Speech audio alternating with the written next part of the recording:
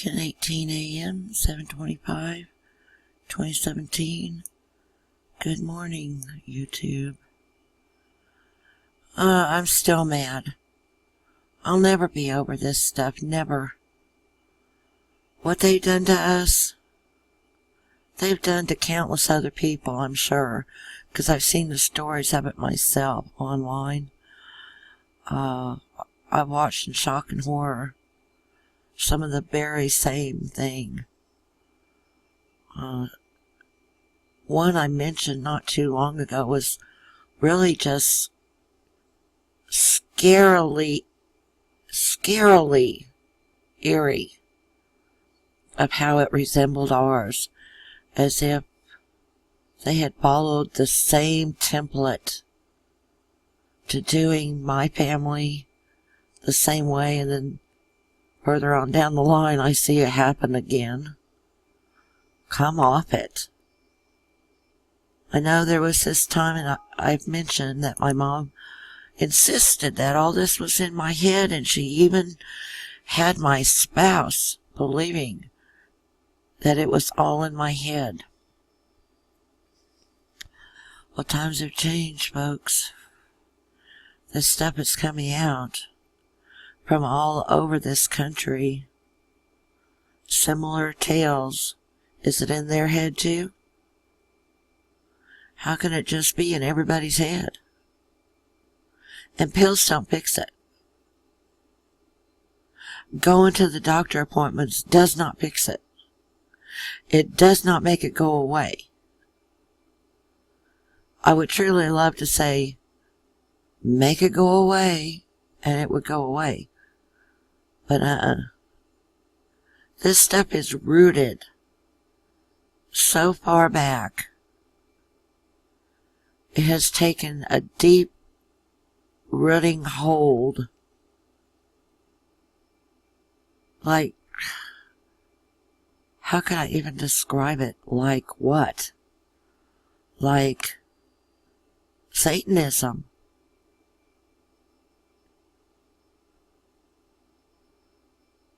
And I got on here yesterday, and of course I'm on here almost every day. I've got a signal, by gum, I'm on here. I pay $109 for this internet, for a signal. $109 a month. So, yeah, if I'm gonna pay that much, I want my signal. I want it to be strong enough to load these pages and to play a video without them stopping. I've got smart TV, which was buffering this morning, trying to watch a contacts video. And that's coming through my TV, so that's like, what do I have? Direct TV. I'm getting my signal now. I was talking to my neighbor last night. They came over. He was here first because she had taken the household kids over to the swimming hole over by the bridge where the nice Corps of Engineers park is. Nice little beach there, clean and everything. So she came over later. Well, next thing you know, he looks up and he says, "Is it really after 11 o'clock?" So, time really flew last night. And I had these print-offs that I had made of some of the stuff that I post about. And they were looking at that. And he took some of it home because he forgot his reading glasses. But yeah, I share where I can, when I can. One of my big things last night was this right here. I don't guess I knew it at the time, but I found out later from someone down the street that he had actually spent time at that house when it was a frat house. And I can believe it. I can believe about anything with Sedona, Missouri. 65301. And here was my post from that. I just made it into an image with the snipping tool that's included in this system. So, it had once been a frat house. That just made it easy pickings, didn't it, to get the baby daddies all in one-stop shopping. That's not my favorite one, though. See, how do I get out of here? Oh, there it is. It's just easier to do the image of the text. And if I need to shrink it to get more in, see these 3 little dots up here on the Chrome bar? You push that. Let me just show you while I'm doing. Scroll down here to zoom. See here? Increase or decrease. And so if I want it to fit, and I'm pretty sure I had to decrease on this one to get everything on there I wanted. Okay. This was the big point last night. Alright, let me recap for you real quick, in case you're just stepping in off the search, not a follower. My husband's second wife and her daughter tagged my husband in 1985 with a supposed rape case. Okay? I'm down to... Oh, I'm looking at the wrong thing. Later, because the daughter was dating his buddy, the judge, I think he's retired now, maybe not, dating that son. So she told him what they had done, what her and her mother had done to John. And he told the dad. Well, there's no record of John having been in jail in 85 for anything. Although he told me it was either 6 weeks or 6 months that he was there. I forget now. Because after that accusation, you see, that's where he went. And then she had started the divorce papers. But see, here's another really weird thing. If she had so much against this guy, on behalf of her daughter, on behalf of her hurt feelings, or, fights or whatever was going on, then why did she go back over to where he was staying at a boarding house and get in bed with him for a while? I mean, things like that, I always ask myself, how important is it? You want to get in bed with some creep, for some temporary satisfaction? Well, maybe you're after it for the long haul, who knows, but is it really worth it? If people found out that, ooh, that's a creep, and you're sitting there going, well, I slept with him. So she gets him known to be a creep, but then goes to sleep with him. Well, you and I both know sleep's not what we mean. That's just a matter of speaking, but why? Wow. He's a creep, but he's okay to be in bed with? Oh, I get it. One of those. Okay.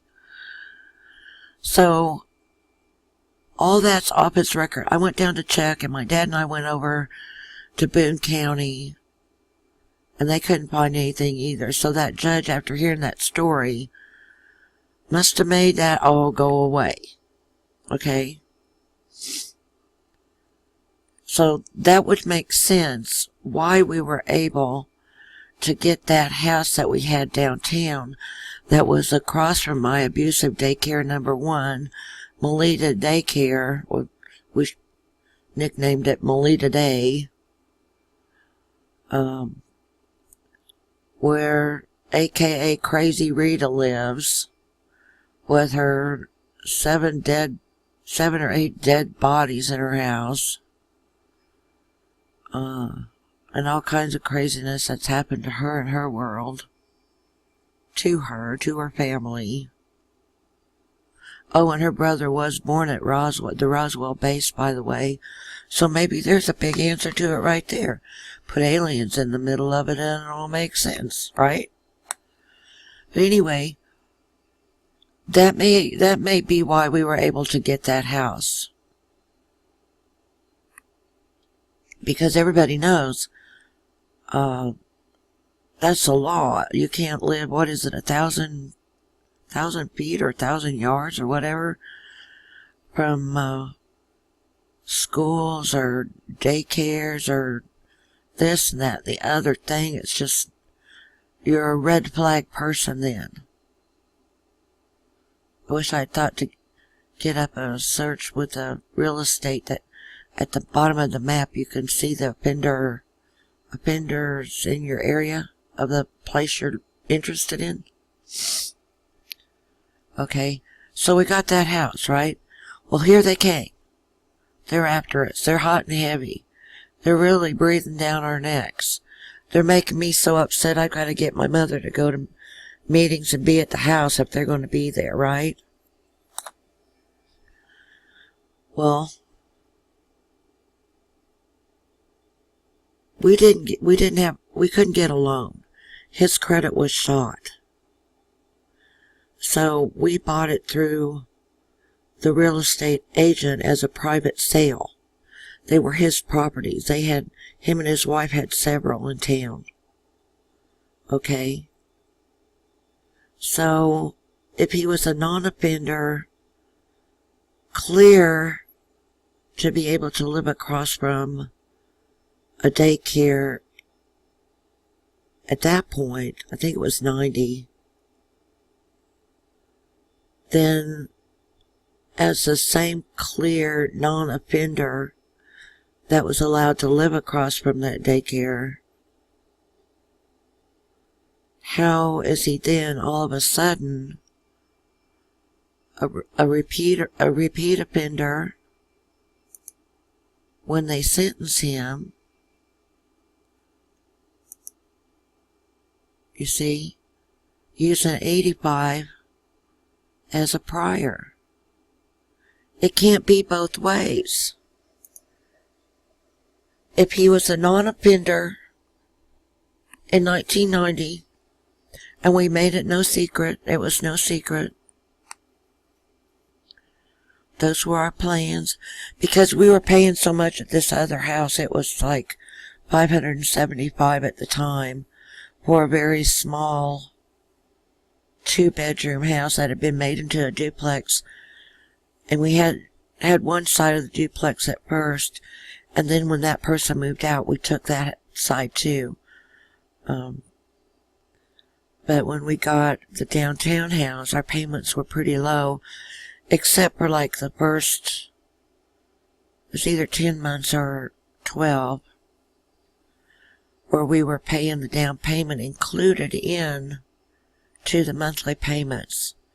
That's the only way we could do it, because my mom wouldn't give us a loan. You see, that's where I ask about that. If it would come back. Goodness gracious, everything's so slow. Excuse me. I may have to come back to this. And you see, I wrote this on the eve of the election in 2014 to this guy who was the public defender against John in 95. See here? How can someone be sentenced as a repeat offender without having a prior? Because that same